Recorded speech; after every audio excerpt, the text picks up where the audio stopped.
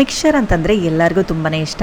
ಆದ್ರೆ ಯೂಶಲ್ ಆಗಿ ಇದನ್ನ ಕಡಲೆ ಹಿಟ್ಟನ್ನ ಉಪಯೋಗಿಸಿ ಮಾಡ್ತೀವಿ ಅಲ್ವಾ. ಆದ್ರೆ ಇವತ್ತು ಇದನ್ನ ಸಿಹಿ ಗೆಣಸನ್ನ ಉಪಯೋಗಿಸಿ ಹೇಗ್ ಮಾಡೋದು ಅಂತ ನೋಡೋಣ. ಇದನ್ನ ಮಾಡೋದಕ್ಕೆ ಇವತ್ತು 3 ಸಿಹಿ ಗೆಣಸನ್ನ ತಗೊಂಡಿದೀವಿ. ಇದನ್ನ ಚೆನ್ನಾಗಿ ವಾಶ್ ಮಾಡ್ಕೊಂಡು ಸಿಪ್ಪೆನೆಲ್ಲ ಕಟ್ ಮಾಡಿ ತೆಗೆದು ಈ ತರ ಕ್ಯಾರೆಟ್ ತುರಿಯೋದ್ರಲ್ಲಿ ತುರಿದಿಟ್ಕೊಳ್ಳೋಣ. ಈ ತರ ಎಲ್ಲಾ ಸಿಹಿ ಗೆಣಸನ್ನು ತುರಿದಿಟ್ಕೊಂಡು ಸ್ಟವ್ ನಲ್ಲಿ ಒಂದು ಕಡಾಯಿ ಇಟ್ಟು ಎಣ್ಣೆ ಹಾಕಿ ಬಿಸಿ ಮಾಡಿ, ಬಿಸಿಯಾದ ಎಣ್ಣೆಗೆ ತುರಿದಿಟ್ಟಿರುವ ಸಿಹಿ ಗೆಣಸನ್ನ ಸ್ವಲ್ಪ ಸ್ವಲ್ಪನೇ ಹಾಕೊಂಡು ಚೆನ್ನಾಗಿ ಈ ತರ ಫ್ರೈ ಮಾಡ್ಕೊಳ್ಳೋಣ. ಚೆನ್ನಾಗಿ ಈ ತರ ಕ್ರಿಸ್ಪಿಯಾಗಿ ಫ್ರೈ ಆದ್ಮೇಲೆ ತೆಗೆದಿಟ್ಕೊಳ್ಳೋಣ. ಈಗ ಅದೇ ಆಯಿಲ್ಗೆ 1/4 ಕಪ್ ಕಡಲೆ ಬೀಜನ ಹಾಕಿ ಚೆನ್ನಾಗಿ ಫ್ರೈ ಮಾಡಿ ಇದಕ್ಕೆ ಹಾಕೋಣ. ಅದೇ ಆಯಿಲ್ ನಲ್ಲಿ 1/4 ಕಪ್ ಹುರ್ಗಡ್ಲೆನ ಹಾಕಿ ಚೆನ್ನಾಗಿ ಫ್ರೈ ಮಾಡಿ ಅದನ್ನು ಸಹ ಹಾಕೋಣ. ಈಗ ಇದರಲ್ಲಿ 1/4 ಕಪ್ ಅಷ್ಟು ಅವಲಕ್ಕಿನ ಹಾಕಿ ಚೆನ್ನಾಗಿ ಫ್ರೈ ಮಾಡಿ ಎತ್ತಿಟ್ಕೊಳ್ಳೋಣ. ಅದೇ ತರ ಸ್ವಲ್ಪ ಕರಿಬೇವು ಸೊಪ್ಪನ್ನ ಹಾಕಿ ಚೆನ್ನಾಗಿ ಫ್ರೈ ಮಾಡಿ ಎತ್ತಿಟ್ಕೊಳ್ಳೋಣ. ಈಗ ಒಂದು ಬೌಲ್ಗೆ ಫ್ರೈ ಮಾಡಿಟ್ಟಿರುವ ಸಿಹಿ ಗೆಣಸು, ಅವಲಕ್ಕಿ, ಕಡಲೆ ಬೀಜ, ಹುರ್ಗಡ್ಲೆ, ಸ್ವಲ್ಪ ಅಚ್ಕಾರದ ಪುಡಿ, ರುಚಿಗೆ ತಕ್ಕಷ್ಟು ಉಪ್ಪು ಇದನ್ನ ಹಾಕಿ ಚೆನ್ನಾಗಿ ಕುಲ್ಕಿದ್ರೆ ತುಂಬಾನೇ ಟೇಸ್ಟ್ ಆದ ಸಿಹಿ ಗೆಣಸಿನ ಮಿಕ್ಸ್ಚರ್ ತಯಾರು. ಇದು ಸ್ವಲ್ಪ ಬಿಸಿ ಆರಿದ್ಮೇಲೆ ಒಂದು ಏರ್ಟೈಟ್ ಬಾಕ್ಸ್ ನಲ್ಲಿ ಹಾಕಿ ಸ್ಟೋರ್ ಮಾಡ್ಕೊಬಹುದು. ಖಂಡಿತ ಟ್ರೈ ಮಾಡಿ, ಇದರ ಟೇಸ್ಟ್ ತುಂಬಾನೇ ಚೆನ್ನಾಗಿರುತ್ತೆ. ಸೊ ಖಂಡಿತ ಟ್ರೈ ಮಾಡಿ, ಹೇಗಿತ್ತು ಅಂತ ಕಮೆಂಟ್ ಬಾಕ್ಸ್ ನಲ್ಲಿ ಕಮೆಂಟ್ ಮಾಡಿ. ಸೊ ಈ ವಿಡಿಯೋ ಇಷ್ಟವಾಗಿದ್ರೆ ಲೈಕ್ ಮಾಡಿ,